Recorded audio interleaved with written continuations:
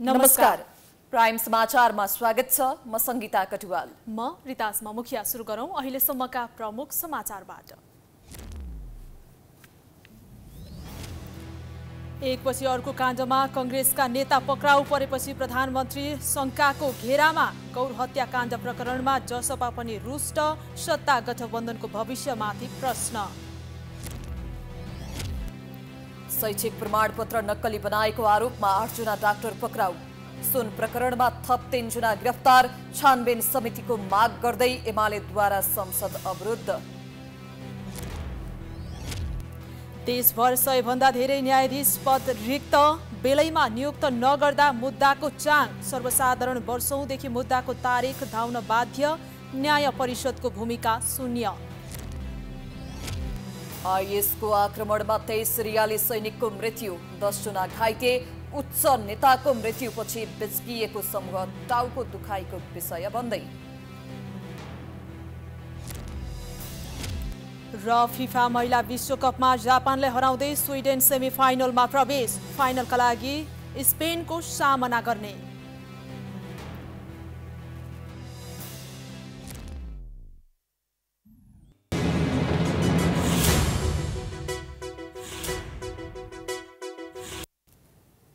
अब प्राइम समाचार विस्तारमा। प्रतिनिधि सभाको सबैभन्दा ठूलो दल नेपाली कांग्रेस उसकै समर्थनमा नेकपा माओवादी केन्द्रका अध्यक्ष पुष्पकमल दाहाल प्रचण्डले सरकारको नेतृत्व गरिरहेका छन्। तर यही सरकारले चालेका कदमको निशानामा कांग्रेस नै पर्ने गरेको छ। त्यसमा पनि गौर काण्डको छानबिन गर्ने सहमतिपछि जसपाले सरकारलाई दिएको समर्थन फिर्ता लिने धम्की दिन थालेको छ। यी कदमहरूले कतै प्रचण्ड नेतृत्वको सरकार ढल्ने त होइन भन्ने आशंका उब्जिएको छ। संसदीय अङ्कगणितका हिसाबले आफ्नो पार्टीभन्दा निकै ठूला दुई दल नेकपा एमाले र नेपाली कांग्रेसलाई जुधाएरै प्रधानमन्त्री बन्न सफल पुष्पकमल दाहाल प्रचण्डको कार्यकाल निकै सकसपूर्ण छ। बहुमत जोगाउन कांग्रेस रिजाउनै पर्ने बाध्यता उनलाई छ भने संसद र सडक सुरक्षित गर्न एमालेलाई बिस्काउन मिलेको छैन। तर पनि नक्कली शरणार्थी प्रकरण हुँदै अवैध सुन, ललिता निवास र नक्कली सर्टिफिकेट प्रकरणसम्म आउँदा यिनै दुई ठूला दलका नेताहरू निशानामा पर्ने गरेका छन्। यिनै यावत विषयमा असन्तुष्टि जनाउँदै नेकपा एमाले सदन अवरुद्ध गर्दै आएको छ भने कांग्रेसका नेताहरूले सरकारप्रति असन्तुष्टि जनाउन थालेका छन्। नक्कली शरणार्थी प्रकरणमा पक्राउ परेका पार्टीका प्रभावशाली नेता बालकृष्ण खाँड जेलमै रहेका छन्। ललिता निवास प्रकरणमा अर्का नेता विजय कुमार गच्छीदार विरुद्ध पक्राउ पूर्ति जारी भएको छ। यता हालै मात्र प्रहरीले सञ्चालन गरेको चार्ली फोक्टर अभियानमा पार्टीका सांसद समेत रहेका सुनिल शर्मा पक्राउ परे। यससँगै सरकारप्रति नेपाली कांग्रेसमा भित्रभित्र असन्तुष्टि चुलिएको छ। पार्टीका अधिकांश नेताहरूले सभापति शेरबहादुर देउवालाई प्रचण्डको विकल्प खोज्न दबाब दिने गरेका छन्। तर सार्वजनिक रूपमा भने नेताहरू सरकारले गरेका हरेक राम्रा काममा कांग्रेसको साथ रहने दावी गर्दै पक्षपातपूर्ण व्यवहार भने नगर्न सुझाव दिँदै आएका छन्। सुनिल शर्माजीको केसमा 2070 सालमा तत्कालीन डीआईजी नवराज सिलवाल त्यहाँ आउँदाखेरि यो नक्कली सर्टिफिकेट प्रकरण उहाँलाई अनुसन्धान गरिएको देखिएको छ। तर उहाँले त्यो सर्टिफिकेट कहीँ कुनै फाइदाजनक प्रयोगका लागि नलिएकोले मुद्दा नचल्ने भनेर नवराज सिलवालले त्यसलाई छोडिदिएको देखिन्छ। अहिले किन फेरि यो विषय आयो, उहाँले बोलेकै कारणले आएको भने त्यो हाम्रो पनि गृहमन्त्रीप्रति अपेक्षा। यता सरकारको कामकारबाहीप्रति सत्तारूढ अन्य साना दलहरू पनि असन्तुष्ट रहँदै आएका छन्। विशेष गरी गौर हत्याकाण्डका पीडितसँग सरकारले घटनाको छानबिन गर्ने लगायतका विषयमा सहमति गरेपछि जसपा अध्यक्ष उपेन्द्र यादव बिच्किएका छन्। उनले प्रचण्डलाई भेटेरै असन्तुष्टि मात्र जनाएका छैनन्। कांग्रेस सभापति शेरबहादुर देउवा र नेकपा एमालेका अध्यक्ष केपी ओलीसँग भेटेर प्रचण्डको विकल्प खोज्ने वातावरण बनाउनु पर्ने बताउँदै आएका छन्। जसपा नेताहरूले पनि गौर प्रकरणका विषयलाई सरकारले नै अनावश्यक महत्त्व दिएर सहमतिको वातावरण बिथोलेको भन्दै आक्रोश पोख्दै आएका छन्। तपाईको अनुसन्धानै भएको छैन। अहिले तपाईको अनुसन्धान गर्न बाँकी नै छ।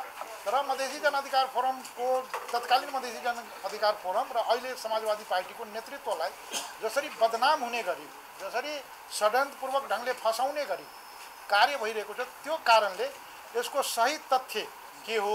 त्यसो त प्रधानमन्त्री प्रचण्डसँग गठबन्धन सरकारमै रहेको अर्को दल एकीकृत समाजवादी र जनमत पार्टी पनि खुसी छैनन्। एकीकृत समाजवादीका अध्यक्ष माधव नेपाल पनि ललिता निवास प्रकरणमा मुछिएका छन्। जनमत पार्टी संघीय सरकारमा सहभागी नगराएकोमा असन्तुष्ट रहँदै आएको छ। यसरी हेर्दा प्रधानमन्त्री प्रचण्डलाई आफ्नै सारथीहरूलाई सन्तुष्ट बनाएर बहुमत जोगाइराख्न फलामको चिउरा चपाएसरी हुने देखिन्छ। कुन प्रकरणमा कुन दलहरू बेस्किने हुन् र सरकार अल्पमतमा पर्ने हो भन्ने भय प्रचण्डमा व्याप्त छ। यद्यपि भ्रष्टाचार विरुद्ध सरकारले चालेको कदमलाई यो वा त्यो नेता मुसियो भन्ने बहानामा दलहरूले असहयोग गर्नु भने निन्दनीय छ।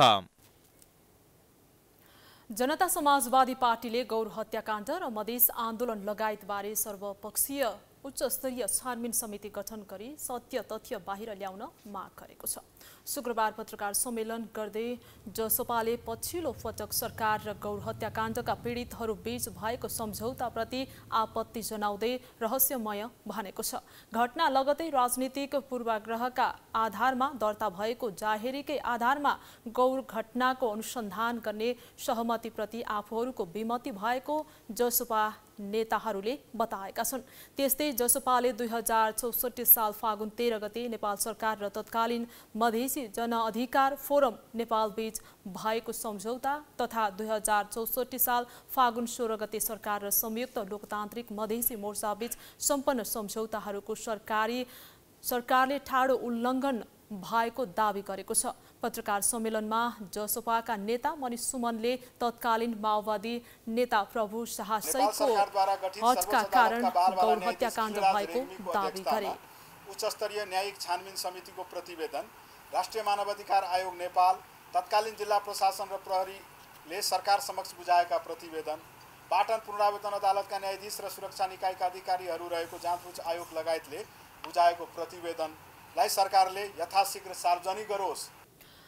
तराई मधेस थरुहट लगायतका क्षेत्रमा विभिन्न राजनीतिक दलहरूले गरेको आन्दोलनका क्रममा भएको घटनाहरूको सत्य तथ्य छानबिन सम्बन्धी लाल आयोगको प्रतिवेदन सार्वजनिक गर्न माग गरेको छ। जसपाले घटनाको छानबिनका लागि उच्चस्तरीय संसदीय समिति गठनको माग समेत गरेको छ। 27 जना माओवादी कार्यकर्ताको ज्यान जाने गरी 7 चैत 2063 मा भएको घटनाका पीडितहरूले आन्दोलन थालेपछि गृह मन्त्रालयले 23 साउनमा 5 बुँदे सहमति गरेको थियो। एकपछि अर्को भ्रष्टाचारको फाइल खोल्दै जाँदा सरकारको निष्पक्षतामाथि चौतर्फी प्रश्न उठ्ने गरेको छ। विभिन्न प्रकरणमा मुछिएका माओवादी केन्द्रका नेताहरूमाथि सामान्य छानबिन प्रक्रिया समेत अघि नबढेपछि सरकारको नियतमाथि नागरिक स्तरमै शङ्काले डेरा जमाएको छ। अनुसन्धानमै विभेद भएमा सरकारले लगाउने गरेको सुशासनको नारा फगत नारामै सीमित हुने देखिन्छ। एकपछि अर्को भ्रष्टाचारको फाइल खोल्दै जाँदा नेकपा माओवादी केन्द्रका नेताहरू पनि जोडिन थालेपछि प्रधानमन्त्री पुष्पकमल दाहाल प्रचण्ड दबावमा परेका छन्। विशेष गरी सुन प्रकरणमा माओवादीका शीर्ष तहकै नेताहरूको नाम जोडिएपछि प्रतिपक्षी दलहरूले अनुसन्धानमै आशंका गर्दै आएका छन्। त्रिभुवन अन्तर्राष्ट्रिय विमानस्थल भन्सार कार्यालयका कर्मचारीको मिलेमतोमा सुन हराएको सन्दर्भमा माओवादी केन्द्रका उपाध्यक्ष कृष्णबहादुर महरा र उनका छोरा राहुल महरा जोडिएका छन्। विद्युतीय चुरोटभित्र लुकाएर तस्करी गर्न लागिएको सुन त्रिभुवन अन्तर्राष्ट्रिय विमानस्थल भित्रबाटै चोरी भएको घटनामा भन्सार कर्मचारीका साथै महराका बाबु छोरा जोडिएका हुन्। तर उनीहरूतिर अनुसन्धानको सुई सोझिएको छैन। यसले सरकारको नियतमाथि प्रश्न उठेको छ। त्यसैगरी क्विन्टल सुन तस्करी प्रकरणमा ठमेल स्थित भियाना होटलमा पक्राउ परेका चिनिया मूलका बेल्जियन नागरिक दावा छिरिङसँग पनि माओवादी नेताहरूको साँठगाँठ चर्कै देखियो।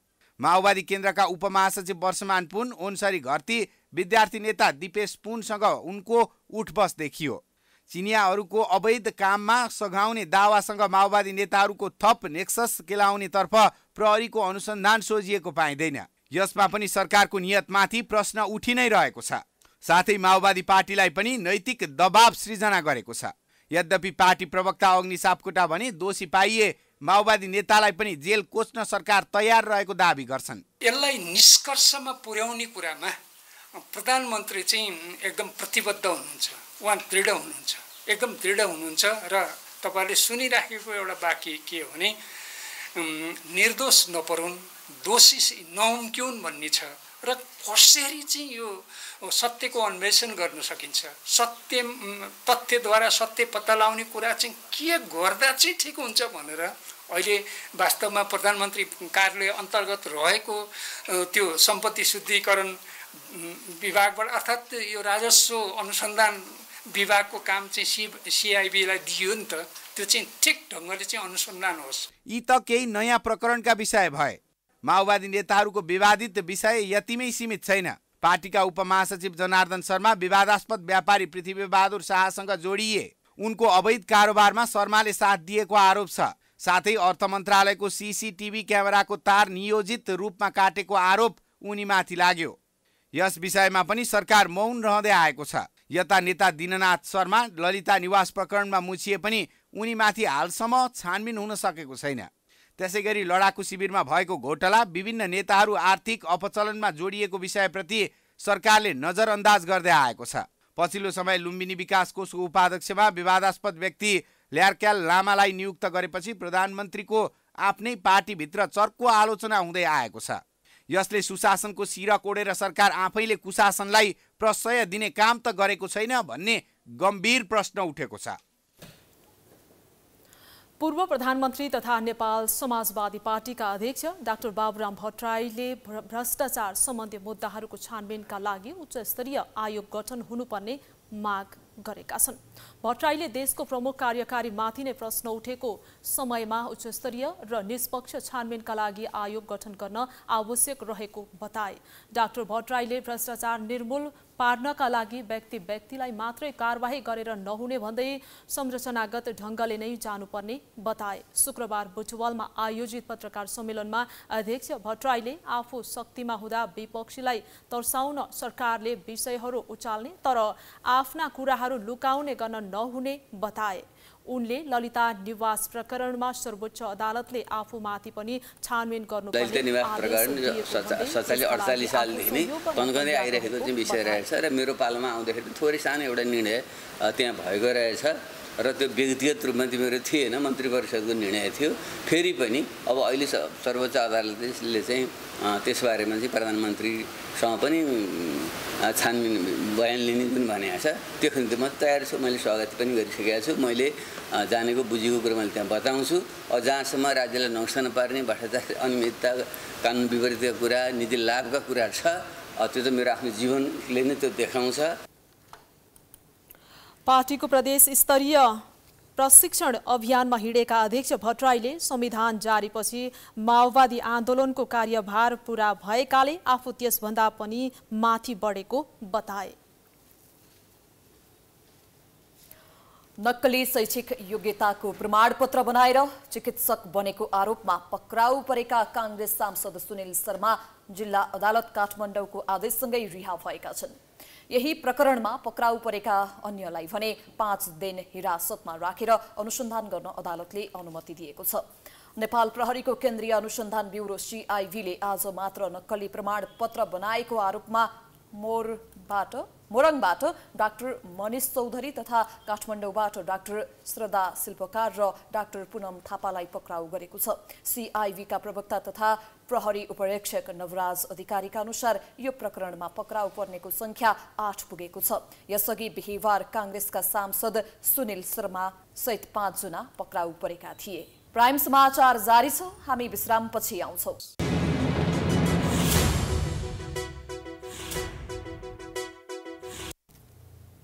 विश्रामपछि पुनः स्वागत छ। अब बाँकी समाचार। क्विन्टल सुन प्रकरणमा 2 विदेशी सहित 3 जनालाई अध्यागमन कार्यालयले नियन्त्रणमा लिएको छ। यस प्रकरणमा मुछिएका व्यापारी राकेश कुमार अडुकियाका छोरा रोहित अडुकिया तथा चिनिया नागरिक ली जियालिन र लिउ फुयानलाई त्रिभुवन विमानस्थल अध्यागमन कार्यालयले नियन्त्रणमा लिएको हो। उनीहरूलाई राजस्व अनुसन्धान विभागको जिम्मा लगाइएको छ। राकेश अडुकिया भने सुन बरामदपछि फरार छन्। यसअघि अडुकियाको घरमा विभागले छापा मारेको थियो। क्विन्टल सुन तस्करी प्रकरणमा मुछिएका व्यापारी अडुकियाले पछिल्ला 9 महिनामा 14 पटक नेपाल हङकङ ओहोर दोहोर गरेको भेटिएको थियो। क्विन्टल सुन तस्करी प्रकरणमा संलग्न 2 चिनिया नागरिक भने हिमालय एयरलाइन्सबाट चीन भाग्न लागेका बेला पक्राउ परेका हुन्। यस प्रकरणमा अहिलेसम्म 5 विदेशी सहित 21 जना अभियुक्त पक्राउ परिसकेका छन्।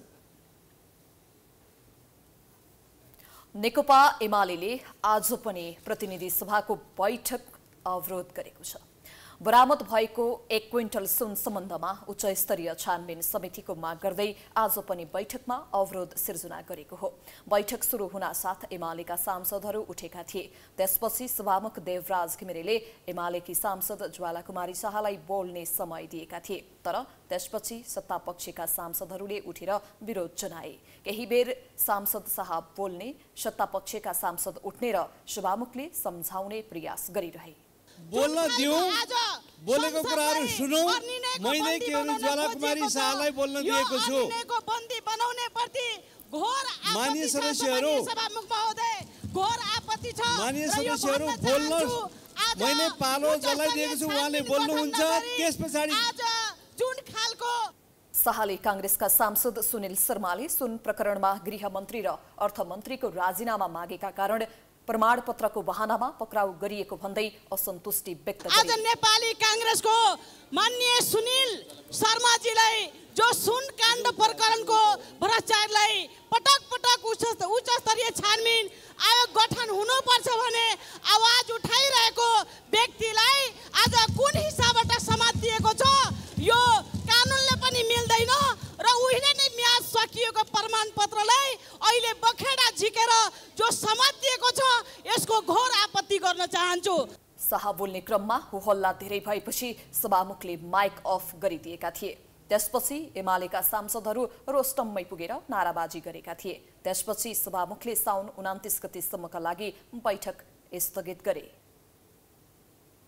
संसदीय व्यवस्थामा प्रतिपक्षको भूमिकाले सरकारको काम कारबाही सही दिशामा अगाडि लैजान दबाव बढाउँछ। प्रतिपक्षको सकारात्मक भूमिकाले सुशासन कायम गर्न सघाउँछ, तर प्रतिपक्षी दल नेकपा एमाले निरन्तर संसद अवरोध गर्दा जनताका समस्या ओझेलमा परेका छन्। संसदीय व्यवस्थामा सदन चलिरहेको अवस्थामा एकजना सदस्यले उठेर वा सदन बहिष्कार गरेमा सदनको काम अघि बढ्न सक्दैन। सहमतिपछि मात्र सदन सुचारू हुन्छ। तर नेपालको संसदीय अभ्यासमा धेरै असंसदीय काम हुने गरेका छन्। अघिल्लो संसदमा चाहिँ यसपटक पनि प्रमुख प्रतिपक्षी दल एमाले संसदलाई अनिर्णयको बन्दी बनाइरहेको छ। एमाले राजस्व अनुसन्धान विभागले समातेको 1 क्विन्टल सुन प्रकरणलाई टुङ्गोमा पुर्याउन संसदीय विशेष छानबिन समितिको माग राखेर साउन 10 देखि नै संसद अवरुद्ध गरिरहेको छ।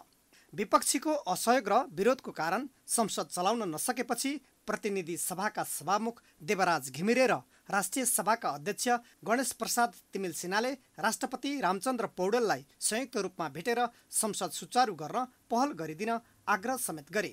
राष्ट्रपति पौडेलले सत्ता पक्ष र प्रतिपक्षलाई विश्वासमा लिएर सदन सञ्चालन गर्न सुझाव दिएका थिए। गतिरोधका कारण संसदमा असर त पर्यो नै, झन सभामुख र राष्ट्रिय सभाका अध्यक्ष समेत सेरोमनियल राष्ट्रपतिसँग गुहार माग्न पुग्ने अवस्था आउनुले संसदीय गतिविधिमा समेत गम्भीर असर परेको छ। तर एमाले भने 1 क्विन्टल सुन प्रकरणलाई टुङ्गोमा पुर्याउन संसदीय विशेष छानबिन समिति नबनाएसम्म अवरोध कायमै राख्ने बताउने गरेको छ। उच्च स्तरीय छानबिन समितिले अब यो तस्करीसँग सम्बन्धित विभिन्न विषयहरूमा विभिन्न पक्षहरूमा गहिरो अध्ययन गर्ने, अनुसन्धान गर्ने, त्यस पछाडि यसले चाहिँ भविष्यमा सुन तस्करीको कुनै पनि गुन्जाइस नरहने गरी सधैँका लागि समस्याको समाधान हुने गरी यसले चाहिँ अध्ययन गर्छ, अनुसन्धान गर्छ र प्रतिवेदन बुझाउँछ। सरकारले त्यसलाई भविष्यमा कार्यान्वयन गर्नुपर्छ र समाधान गरेर जानुपर्छ भन्ने मान्यताका आधारमा हामीले गरे हौं। सरकारका सुरक्षा निकायले स्वतन्त्र रूपमा छानबिन गरिरहेको अवस्थामा एमालेको माग असान्दर्भिक भएको सत्तारूढ दलको भनाइ छ। सत्तारूढ दलले एमालेको मागको विकल्पमा आफ्नो क्षेत्राधिकारमा रहेका संसदीय समितिले यसको छानबिन गर्न सक्ने तर्क गर्न थालेको छ। छानबिनका निम्ति सांसद मात्रैको समिति बनाउनुको त कुनै अर्थ छैन। त्यसको निम्ति संसदीय समितिले नै गर्न सक्छ। राज्य व्यवस्था तथा सुशासन समिति यो अधिकार क्षेत्रभित्र त्यो पर्न सक्छ हैन, त्यो समितिले गर्न सक्छ या अरू समितिले गर्न सक्छन्। तर के गर्नुपर्छ भन्ने बारेमा चाहिँ नेपाली कांग्रेसको सभापति, देशको प्रधानमन्त्री, त्यसपछि विपक्षी दलको नेता जो देशको पहिले पनि प्रधानमन्त्री हुनुभएको छ, उहाँहरूले नेतृत्व गरेको संसद सधैँ अवरुद्ध भइरहने, उहाँहरूले संसदको गाई जात्रा यस्तै देखाइरहने, उहाँहरूको कुनै जिम्मेवारी छैन आफ्ना सांसदहरूलाई बोलाएर यसो गर भनेर निर्देशन दिने। संसदीय व्यवस्थामा विपक्षी दलको नेता वैकल्पिक प्रधानमन्त्रीका रूपमा र उसका सहकर्मी सदस्यलाई वैकल्पिक मन्त्रीका रूपमा हेरिन्छ। तर एमाले संसदीय मूल्य र मान्यता विपरीत विगतमा झैं सदन अवरुद्ध गरिरहेको छ। यदि एमाले कुनै समयमा सत्तामा गयो भने पनि उसले बनाएको नजिरलाई अन्य दलले अनुसरण नगर्लान् भन्न सकिँदैन। फलत एमाले तथा सरकारले मध्यममार्गी बाटो अपनाएर सदन सुचारू गराउनुको विकल्प छैन। प्रधानमन्त्री पुष्पकमल दाहालले शिक्षा सम्बन्धी ऐनलाई सच्याएर मात्रै अघि बढाइने बताएका छन्। स्वास्थ्य मन्त्रालयले आयोजना गरेको कार्यक्रममा प्रधानमन्त्रीले मन्त्री परिषदमा आएको शिक्षा सम्बन्धी ऐनमा केही त्रुटि देखिएको भन्दै त्यसलाई सच्याएर मात्रै अघि बढाइने बताएका हुन्। उनले विधेयकमा रहेको केही कमजोरी सच्याउने प्रक्रिया सुरु भएको समेत जानकारी दिए। व्यवहारमा त्यो संविधानमा लेखिए अनुसार जनताको मौलिक अधिकारको रूपमा उनीहरूले स्वास्थ्य सुविधा पाएनन्, शिक्षाको सुविधा पाएनन्, या खाद्य सम्प्रभुता र रोजगारी पाएनन् भन्ने फेरि बिल्कुल फरक कुरा हो। अहिले हाम्रो अगाडि चुनौती संविधानमा लेख्ने कुरा त हामीले यो सन्दर्भमा राम्रो लेखेका छौँ, तर व्यवहारमा कार्यान्वयनमा हामी निकै ठुलो जटिलता र चुनौतीको सामना गरिरहेका छौँ। संविधानले परिकल्पना गरे जस्तो सुविधा जनतालाई दिन अहिले पनि सकिएको छैन। हाम्रो अगाडि अहिले पनि चुनौती छन्। त्यस्तै प्रधानमन्त्रीले नर्सिङ सेवामा देखिएका चुनौतीलाई पूर्ण रूपमा समाधान गर्न सरकार प्रयत्नशील रहेको पनि बताए। संविधानमा लेखिएका मौलिक अधिकारलाई व्यावहारिक रूपमा कार्यान्वयन गर्न र आम नागरिकलाई सहज रूपमा सेवा प्रदान गर्न सरकार केन्द्रित रहेको उनको दाबी छ। अन्याय परेको बेलामा न्याय खोज्न जाने ठाउँ अदालत यति बेला आफै अन्यायमा परेको छ। लामो समयदेखि न्यायाधीशको नियुक्ति अगाडि नबढ्दा तिनै तहका अदालतहरू प्रभावित बन्दै गएका छन्। उजुरी बढ्ने र न्यायाधीश घट्ने क्रम जारी रहँदा अदालतमा मुद्दाका चाङ थुप्रिन थालेका छन् भने सुनवाईमा ढिलासुस्ती हुँदा यसले अदालतमाथिको विश्वासमा कमी ल्याएको छ। राजनीतिक हस्तक्षेप तथा न्यायाधीश अभाव लगायतका समस्याहरूले अदालतका दैनिक कामहरू प्रभावित बन्ने गरेका छन्। तिनै तहका अदालतमा भएको न्यायाधीश अभावले पीडितका मुद्दाहरू समयमै छिनोफानो हुन सकेका छैनन्। सर्वोच्च अदालतमा प्रधान न्यायाधीश सहित 21 जना न्यायाधीशको दरबन्दी कायम रहेको छ। तर पछिल्लो केही महिनादेखि 14 जनाको भरमा सर्वोच्च अदालत चल्दै आएको छ। सर्वोच्च अदालतमा हाल प्रधान न्यायाधीशको पद खाली छ। प्रधान न्यायाधीश नियुक्तिमा ढिलासुस्ती हुँदा कामु प्रधान न्यायाधीशले काम चलाउँदै आएका छन्। प्रधान न्यायाधीश नियुक्तिको प्रक्रिया जारी रहे पनि अन्य 6 जना न्यायाधीशको नियुक्ति अन्योलमा छ। त्यस्तै उच्च अदालतमा 6 जना मुख्य न्यायाधीश र 48 जना न्यायाधीश गरी 54 जनाको अभाव छ। जिल्ला अदालतहरूमा 38 जना न्यायाधीशको अभाव छ। ती अभाव भएका मध्ये 36 जना न्यायाधीशलाई नियुक्त गर्ने प्रक्रिया अघि बढे पनि हालसम्म पूर्णता पाइएको छैन। संविधान बमोजिम न्यायाधीशको नियुक्ति, सरुवा, अनुशासन सम्बन्धी कारबाही, बर्खास्ती र प्रशासन सम्बन्धी अन्य विषयको सिफारिस गर्ने वा परामर्श दिने काम न्याय परिषदको हो। न्याय परिषदले समयमै न्यायाधीश नियुक्तिको प्रक्रिया अगाडि नबढाउँदा यसको असर न्याय सम्पादनमा परेको हो। सर्वोच्च अदालतको हकमा न्याय परिषदले सिफारिस गरेको आधारमा न्यायाधीशहरू नियुक्त हुन्छन् भने अन्य अदालतको हकमा परिषदको सिफारिसमा प्रधान न्यायाधीशबाट नियुक्त हुन्छ। प्रधान न्यायाधीश रिक्त हुँदा अन्य न्यायालयमा देखिएको न्यायाधीश अभाव कहिले समाधान हुन्छ भन्न सकिने अवस्था छैन। अब समस्या भन्दा त्यसलाई ठुलो समस्या भनौँ भने त्यस्तो पनि होइन। अब समयमा नियुक्तिका प्रक्रिया नबढेर होस्, समस्या भनेको त्यही हो। अब नियुक्ति गर्ने निकाय परिषदै हो होइन, नियुक्ति भन्दा नि सिफारिस गर्ने निकाय भनौँ न होइन। सर्वोच्चको न्यायाधीशको हकमा राष्ट्रपतिबाट नियुक्ति हुन्छ, त्यो न्याय परिषदको सिफारिसमा हुने हो। अरू न्यायाधीशको हकमा न्याय परिषदको सिफारिसमा प्रधान न्यायाधीशबाट नियुक्ति हुने हो। त्यसो भए त परिषदले समयमा सिफारिस गरिदियो भने यसरी धेरै लामो समयसम्म धेरै सङ्ख्यामा खाली हुनुपर्ने अवस्था चाहिँ होइन। तर अब समयमा परिषदले नगरेका कारणले नै भएको अवस्था मान्नुपर्छ। सर्वोच्च अदालतमा मात्रै करिब 3000 बढी मुद्दाहरू विचाराधीन अवस्थामा छन्। उच्च र जिल्ला अदालतको अवस्था पनि उस्तै छ। न्याय परिषदले न्यायाधीश नियुक्तिको प्रक्रियालाई आलटाल गर्दा पीडितहरू झन पीडामा पर्दै आएका छन्। अदालतभित्रकै कमी कमजोरीले न्याय पाइन्छ कि भन्ने आशा राखेका नागरिकहरू निराश बन्दै आएका छन्। रिक्त रहेका अदालतमा न्यायाधीशहरू सिफारिस गरेर अदालतमाथिको विश्वासमा कमी नल्याउन न्याय परिषद सचेत रहन आवश्यक देखिन्छ। प्राइम टेलिभिजनका लागि सुरज घिमिरेको रिपोर्ट। नेपाल प्रहरीले ठूलो परिमाणमा नक्कली नोट सहित 9 जनालाई पक्राउ गरेको छ। जिल्ला प्रहरी परिसर काठमाडौँले शुक्रबार पत्रकार सम्मेलन गर्दै 52,75,000 नक्कली नोट सहित 9 जनालाई पक्राउ गरिएको जनाएको हो। बिहीबार नागढुङ्गा चेक पोइन्टमा पर्यटक बसलाई चेक जाँच गर्ने क्रममा नक्कली जस्तो देखिने 1000 दरका नेपाली मुद्रा 35 गड्डीमा 35,73,000 फेला परेको थियो। थप अनुसन्धान गर्दा गङ्गबु र भक्तपुरबाट थप नक्कली नोट सहित संलग्न व्यक्तिहरूलाई पक्राउ गरिएको जिल्ला प्रहरी परिसर काठमाडौँको प्रमुख प्रहरी वरिष्ठ उपरीक्षक दान बहादुर कार्कीले जानकारी दिए। 9 जनाको संख्यामा हिजो यसै नक्कली नोटको सिर्जना गर्ने, नक्कली नोटलाई विभिन्न ठाउँको बजारीकरण गर्ने सम्पर्क सूत्रका व्यक्तिहरूलाई हिजो नै 9 जना समातिसकेपछि त्यतिन्जेलसम्म हामीले अब यो हामीलाई मात्रै थाहा थियो अपरेसन चलिरहेको थियो। बिहानैदेखि चलेको अपरेसन यो राति 8-9 बजेसम्ममा चलिरहेको थियो। त्यसपछि यसलाई आम नागरिकको बीचमा नक्कली कारोबार गर्ने र ठगीमा संलग्न हुने यी व्यक्तिहरूका सम्बन्धमा पनि यो जानकारी गर्ने हिसाबले यो कार्यक्रम आयोजना गरिएको। पक्राउ पर्नेमा सिन्धुपाल्चोक घर भएका अर्जुन सुवेदी, सुशील कार्की, शिव भण्डारी, मिलन भण्डारी, श्रीकृष्ण भण्डारी, झापाका युवराज राई, अछामका अर्जुन बुढा, गुल्मीका सागर आचार्य र नवलपरासीका पार्वती नेपाली रहेका छन्। उनीहरूबाट paper cutter machine, colour printer, थान प्रिन्ट पेपर रेम लगायतका सामग्री बरामद गरिएको छ। पक्राउ परेका व्यक्तिहरू उपर मुद्दा सम्बन्धी कसुरमा काठमाडौँ जिल्ला अदालतबाट 5 दिन म्याद थप अनुमति लिई प्रहरी वृत्त थानकोटबाट थप अनुसन्धान भइरहेको प्रहरीले जनाएको छ। दूरसञ्चार सेवा प्रदायक कम्पनीको ट्राफिक र नेटवर्क निगरानी एवं फ्रड व्यवस्थापनका लागि टेराबक्स प्रणाली सञ्चालनको क्रममा छ। तर यो निगरानी प्रणालीलाई लिएर टेलिकम कम्पनी नियामक निकाय नेपाल दूरसञ्चार प्राधिकरण NTA सँग असन्तुष्ट बनेका छन्। टेराबक्स प्रणाली नहुँदा राज्यको अरबौं रुपैयाँ गुमेको छ।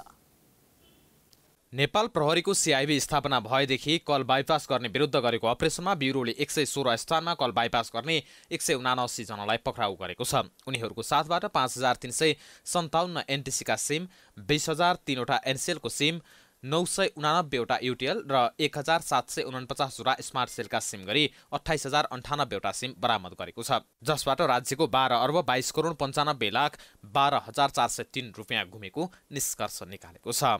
यो अब सूचना प्रदायक सञ्चार सेवा प्रदायक संस्थाहरूसँग समन्वय गरेर माग्दाखेरि हामीले यो जति व्यक्तिहरू पक्राउ परे र अन्त पछाडि यसको क्षति कति भयो भनेर माग्दाबी लिँदाखेरि हालसम्मको यो 116 वटा अपरेसनमा तपाईको 12 अर्ब 22 करोड 95 लाख 12,403 रुपैयाँको हामीले माग्दाबी अदालत समक्ष पेश गरेका छौँ।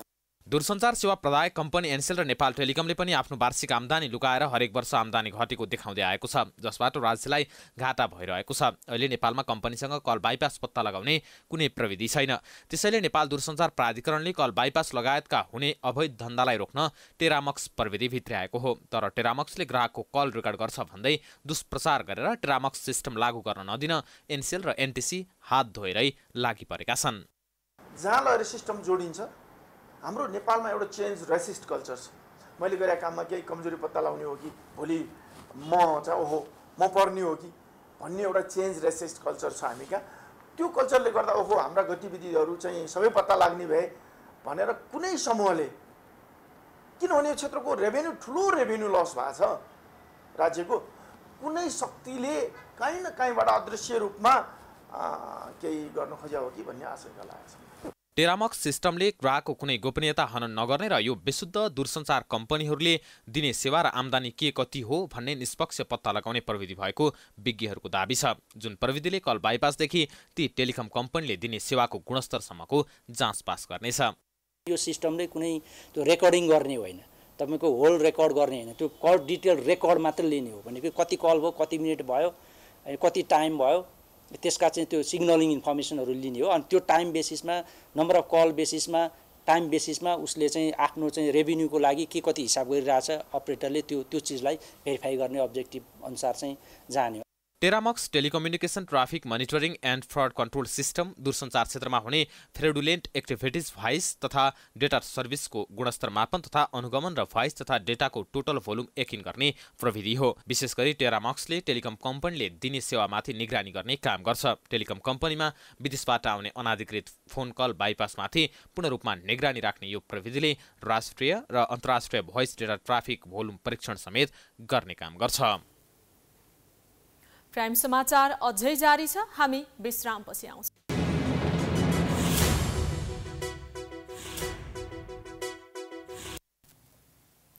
विश्रामपछि पुनः स्वागत छ। अब आर्थिक समाचार।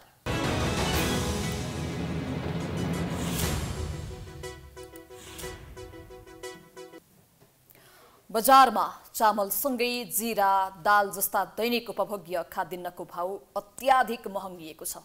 भारतले निर्यातमा प्रतिबन्ध लगाएको बहाना बनाउँदै व्यापारीले पहिल्यै आयात गरिसकेको वस्तुमा समेत आफू खुसी मूल्य बढाएका छन्। यसरी महँगीले उपभोक्ता मारमा पर्दा समेत सरकार भने मूल्य वृद्धि नियन्त्रणमा उदासीन बन्दै आएको छ। केही दिन अघि भारतले नेपालमा बासमती बाहेकका चामल निर्यातमा प्रतिबन्ध लगाउने घोषणा गर्यो। भारतले प्रतिबन्ध लगाउने घोषणा गर्नसाथ यहाँका थोक तथा खुद्रा व्यापारीले भने पुरानै आयातको चामलमा समेत धमाधम मूल्य बढाउन थालिहाले। पहिल्यै भण्डारण गरेर राखेको चामलमा समेत प्रति बोरा 100 देखि 300 सम्म मूल्य बढाएर व्यापारीले उपभोक्ताको ढाड सेके।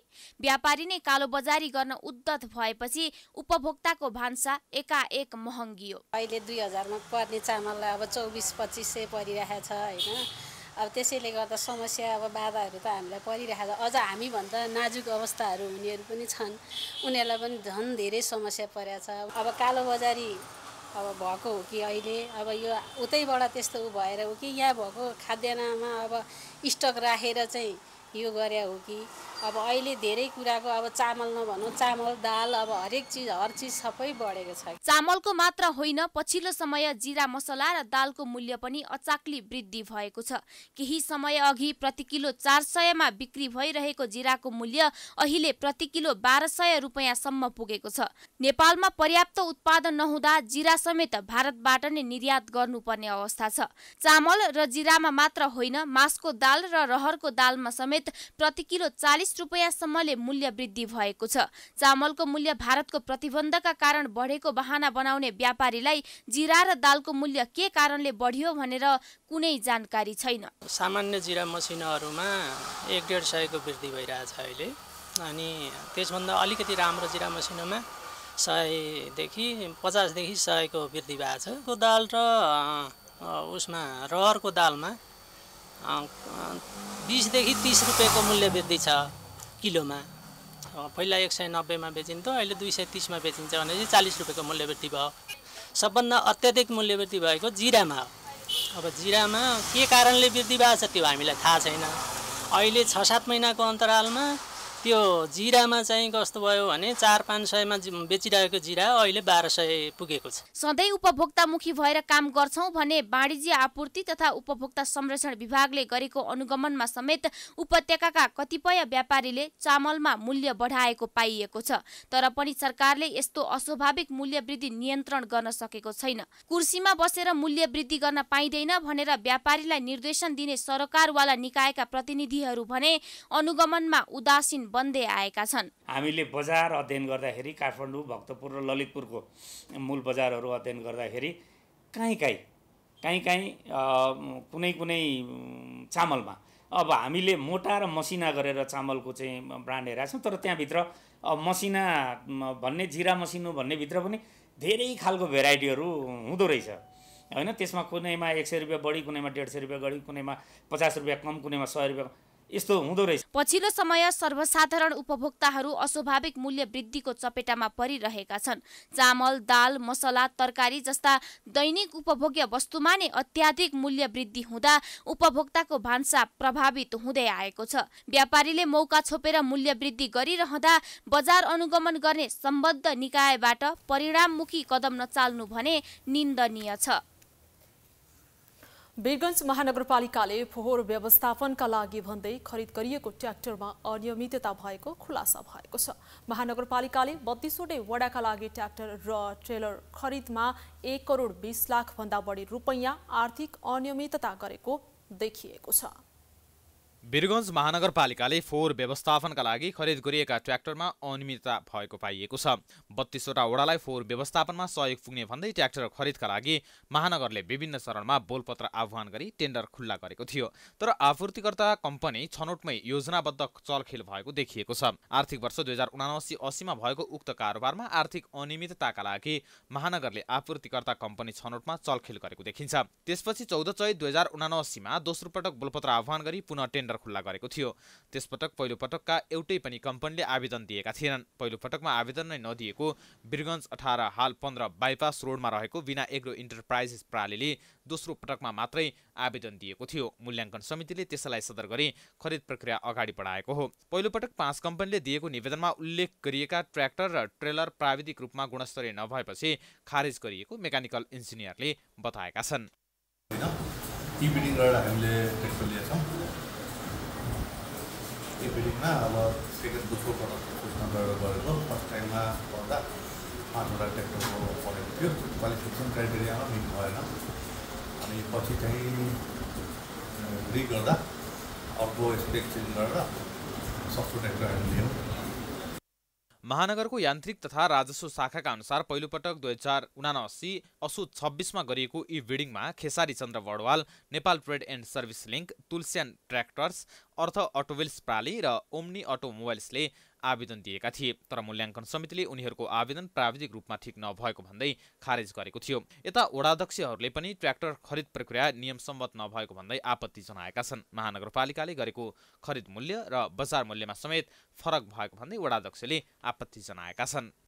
ट्र्याक्टरको 7 लाख र ट्रेलरको 1.5 लाखमा यदि हिसाब हामीले गर्यो भने 8.5 लाखमा ट्र्याक्टर र ट्रेलरको मूल्य हुन जान्छ। तर 12,25,000 जुन भएको छ यो हामीले पनि शङ्का लागेको छ। पहिलो टेन्डर रद्द गरेर दोस्रो टेन्डरबाट जुन वितरण गर्नुभएको छ त्यो पनि 1 हर्जको फिचर्स सहित गर्नुभयो र 8.5 लाख पर्ने ट्र्याक्टरको 12,25,000 कसरी तपाईँहरू चाहिँ भुक्तानी गराउनु भयो, यो रहस्यको कुरो छ। बजारमा 2 करोड 72 लाखमा पाइने आइसर कम्पनीको 32 ट्र्याक्टर 1 सिलिन्डर र ट्रेलरलाई महानगरपालिकाले भने 3 करोड 92 लाख भुक्तानी गरेको देखिएको छ। वितरक कम्पनी स्रोतकै अनुसार उक्त ट्र्याक्टरको बजार मूल्य प्रतिथान 7 लाख र ट्रेलरको 1.5 लाख गरी कुल 8,50,000 पर्छ। महानगरले भने प्रतिथान 3,75,000 बढी अर्थात् 12,25,000 मा खरिद गरेको खुलासा भएको छ। प्राइम टेलिभिजनका लागि पर्साबाट जितेन्द्र शाहको रिपोर्ट। हामी प्राइम समाचारको अन्त्यमा आइपुगेका छौं। जाँदा जाँदै प्रमुख समाचार पुनः एकपटक। एकपछि अर्को काण्डमा कांग्रेसका नेता पक्राउ परेपछि प्रधानमन्त्री शङ्काको घेरामा। गौर हत्याकाण्ड प्रकरणमा जसपा पनि रुष्ट। सत्ता गठबन्धनको भविष्यमाथि प्रश्न। शैक्षिक प्रमाणपत्र नक्कली बनाएको आरोपमा 8 जना डाक्टर पक्राउ। सुन प्रकरणमा थप 3 जना गिरफ्तार। छानबिन समितिको माग गर्दै एमालेद्वारा संसद अवरोध। देशभर 100 भन्दा धेरै न्यायाधीश पद रिक्त। बेलैमा नियुक्त नगर्दा मुद्दाको चाङ। सर्वसाधारण वर्षौंदेखि मुद्दाको तारिख धाउन बाध्य। न्याय परिषदको भूमिका शून्य। आईएसको आक्रमणमा 23 सिरियाली सैनिकको मृत्यु। 10 जना घाइते। उच्च नेताको मृत्युपछि बिचकिएको समूह टाउको दुखाइको विषय भन्दै। र फिफा महिला विश्वकपमा जापानलाई हराउँदै स्विडेन सेमिफाइनलमा प्रवेश। फाइनलका लागि स्पेनको सामना गर्ने।